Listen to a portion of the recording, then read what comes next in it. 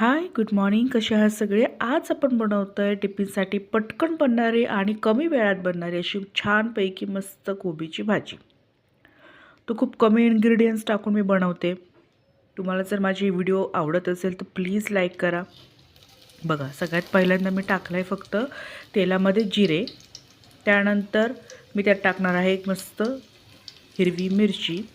त्याचप्रमाणे त्याच्यात जाणार आहे दुसरं आणि टोमॅटो. किती इन्ग्रेडियंट्स झाले? हे फक्त 3 इन्ग्रेडियंट्स झाले.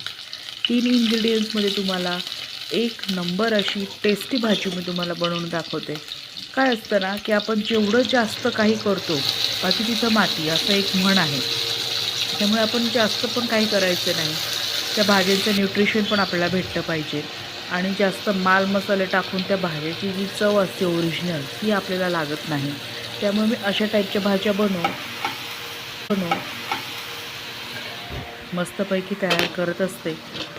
आणि तुम्ही बघू शकता आता मी मस्त हा जो टोमॅटो आहे याला मस्त फ्राय होऊ देणार आहे छानपैकी.